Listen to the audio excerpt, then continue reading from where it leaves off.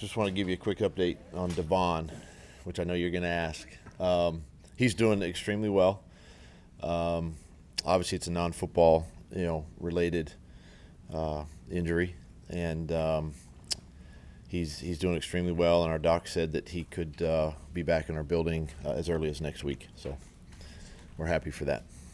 Is he at the kind of camp where if he isn't able to practice until maybe even late in the Colts week, that you have enough trust in him that if he's cleared, he can have his regular role?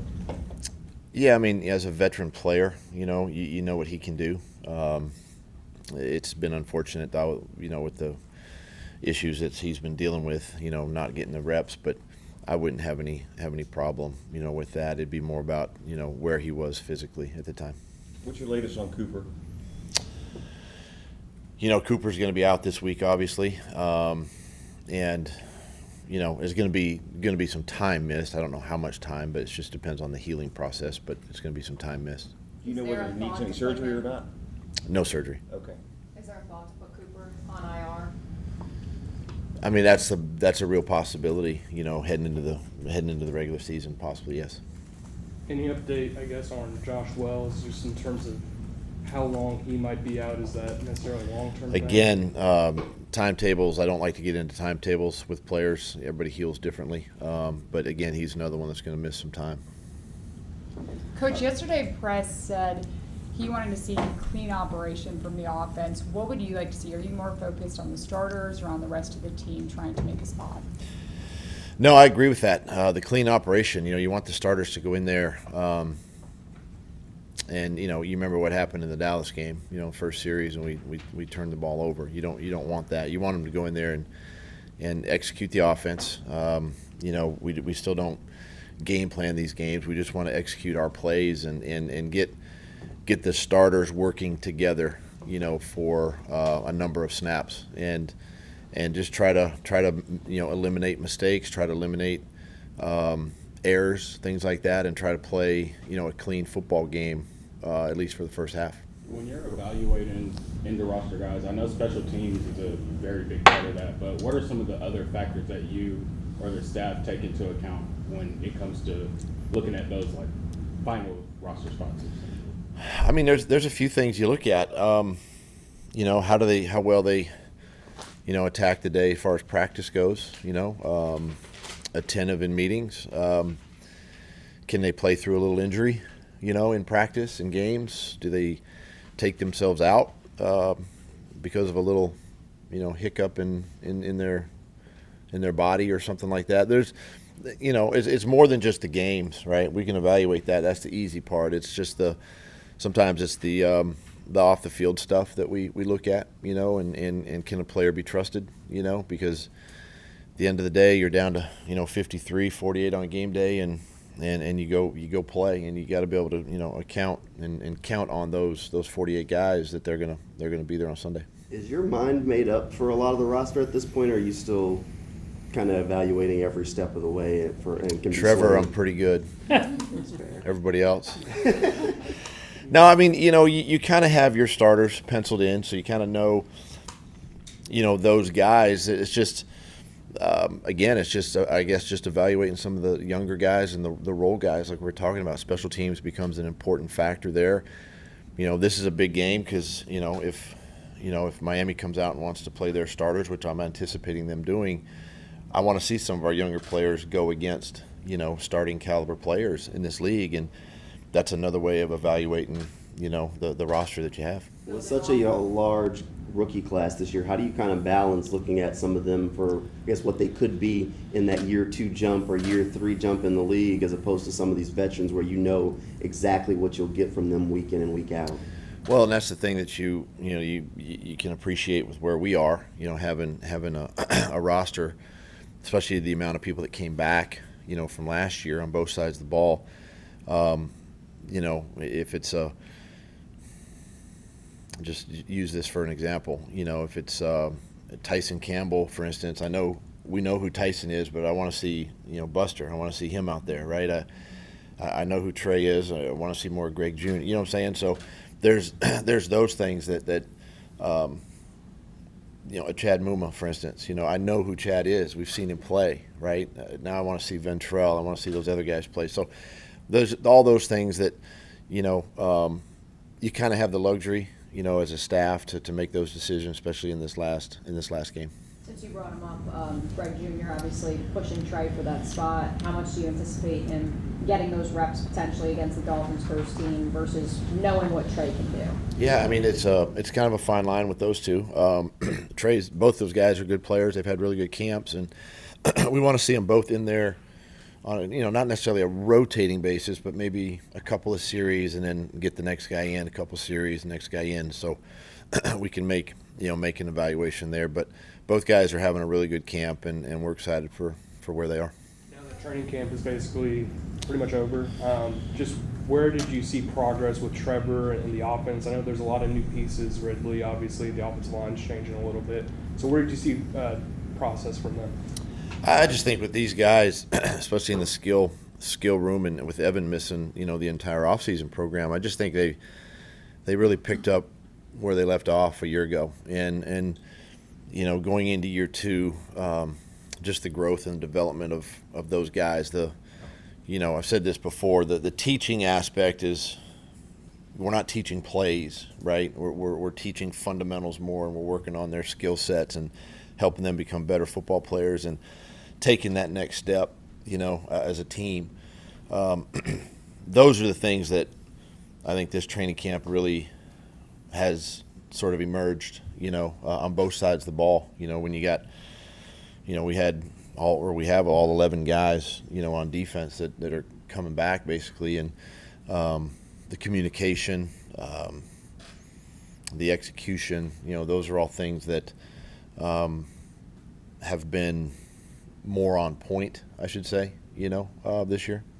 And you sort of talked about the process in terms of you want the offense to start faster. Did you feel like you got a sense of them getting better in that area over the course of the last couple of weeks? Well, obviously you won't really know that until, week one. But, there is a sense of urgency to do that and to start games faster, both sides of the ball. I mean, defensively, you've seen what we've done the last couple of weeks, and they've done a nice job, getting off the field early in the game. And, those are just things that have to carry over, into the regular season. And, I think we've done a nice job in the way we've started practices, in training camp. I think that's important to how you start games. Going back to Hodges, are we talking short-term IR or prior to cuts IR where he'd be out for the season? Not going to really get into all that, but he's going to miss some time. Who's your swing tackle with Josh down and Cam suspended for the main option there? Is it Hans? It's a little bit, I don't want to say it's up in the air, but it's, Hans is probably that guy. We got to see where Barch and Shatley kind of pan out, Josh where he's at, obviously with his health. But right now, if this were week one, it would be Blake. Antonio Johnson, do you think he'll be ready to start the year? Close. Again, those hamstrings are funny. Everybody heals a little bit differently. And have you seen enough from him throughout camp to really make an evaluation on it, where he can help you when he is ready to get back? I think so. I feel comfortable with what he's done defensively and on special teams, and I think he's done enough. You'd love to see him again out there, but it's just unfortunate. Coach, as you enter this final preseason game, is there a story or a time that you remember a player making the roster in your eyes, solidifying his name in order to make the team?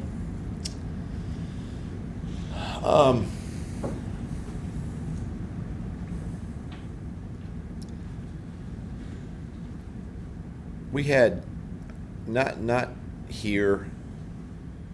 Trying to think, even in Philly when I was there. I know in Kansas City we had a young receiver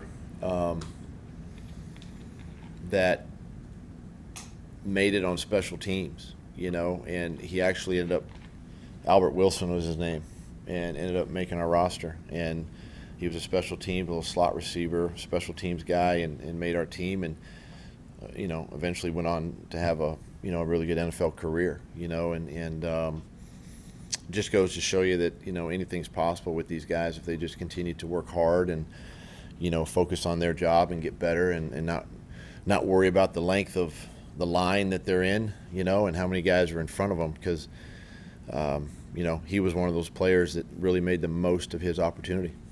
What kind of training camp has Tyson Campbell had for you? Tyson's been really good, had a really good camp. Another one that's a young player that kind of picked up where he left off a year ago and just continues to improve. I think, too, the addition of, Calvin, challenging both he and Darius. You see it out there in practice. They really enjoy the competition. Calvin goes 100 miles an hour. You guys have seen that, and it really pushes those two corners to be great, and it's just improved their game. And so Tyson's in a good spot, heading into the, regular season. What was this time of preseason like when you were a player? Was it more stressful? And can you see that among the players that are trying to make this roster? Early in my career, it was very stressful, because you knew you only had a few days left.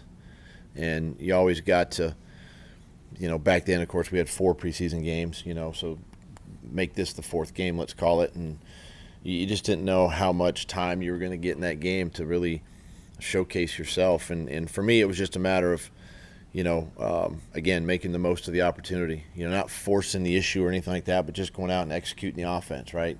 Find the open receiver, make the right checks, whatever it might be.